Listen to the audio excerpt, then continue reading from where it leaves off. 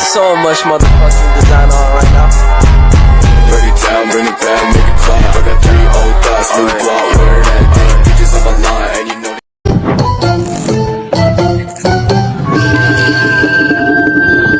I got so much motherfucking design on right now.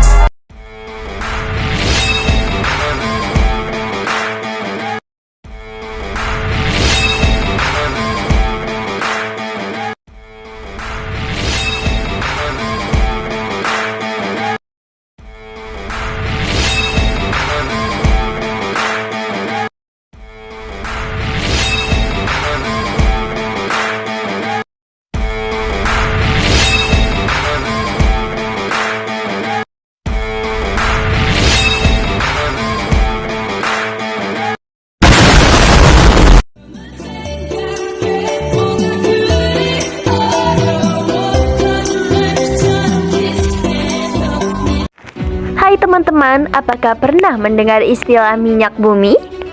Apa sih sebenarnya minyak bumi itu?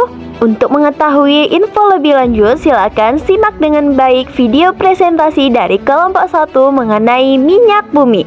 Selamat menonton teman-teman.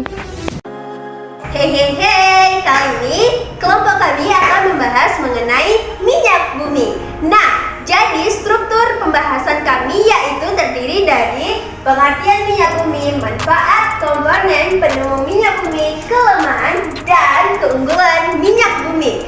Jadi di sini saya akan menjelaskan pertama-tama yaitu pengertian minyak bumi. Minyak bumi menjadi sumber daya alam yang sangat dibutuhkan oleh manusia.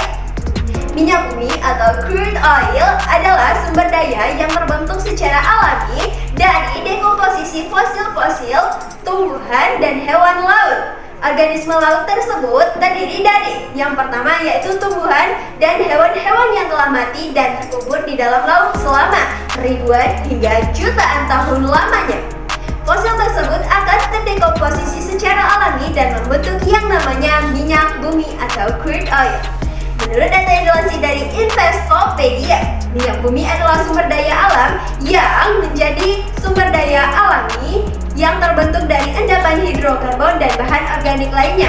Minyak bumi bisa terbentuk menjadi yang pertama, oli, gas, dan lain-lain.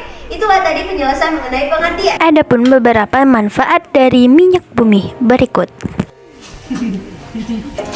Dikutip dari Gramedia, manfaat minyak bumi yang telah menjadi konsumsi masyarakat mampu mempengaruhi tingkat ekonomi secara langsung. Mau tahu apa saja manfaat minyak bumi? Berikut beberapa manfaat minyak bumi. Yang pertama yaitu bahan bakar kendaraan, kedua gas cair, ketiga pembangkit listrik, keempat sumber bahan serat, dan kelima keperluan rumah tangga. Berikut beberapa komponen dan kandungan minyak bumi. Kandungan minyak bumi hasil pengeboran masih berupa minyak mentah.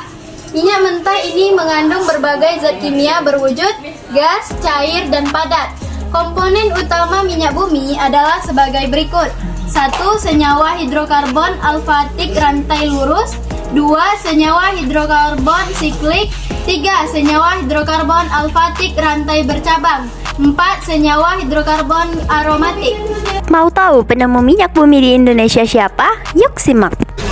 Penemu minyak bumi di Indonesia pertama kali di Sumatera yang ditemukan pada tahun 1883 oleh Ayrklok Janzo Zilkrek di Langkat, Sumatera Utara.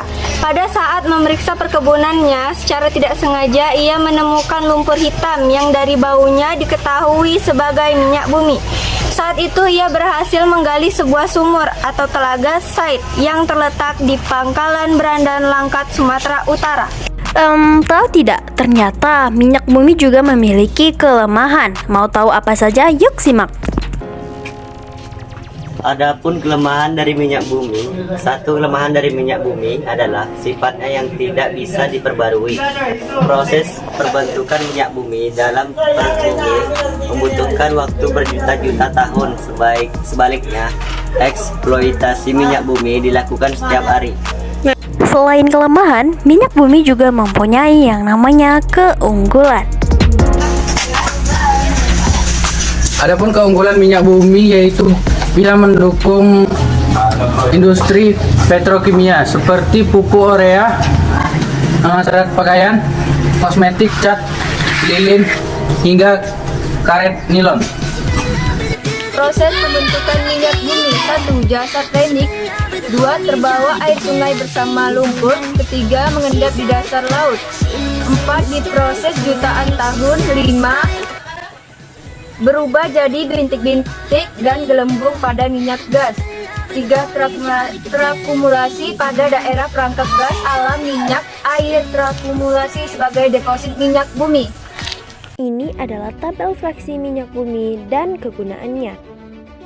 Minyak mentah yang berasal dari bumi diambil dan ditampung di dalam tangki yang selanjutnya akan dilakukan yaitu proses destilasi. Proses destilasi bertingkat ini diawali dengan minyak mentah yang dipanaskan dalam boiler menggunakan uap air bertekanan tinggi sampai dengan suhu mencapai 600 derajat Celcius. Dalam proses destilasi bertingkat, minyak mentah tidak dipulihkan menjadi komponen-komponen murni melainkan ke dalam fraksi-fraksi yakni kelompok-kelompok yang mempunyai titik didih tertentu. Hal ini dikarenakan jenis komponen hidrokarbon begitu banyak.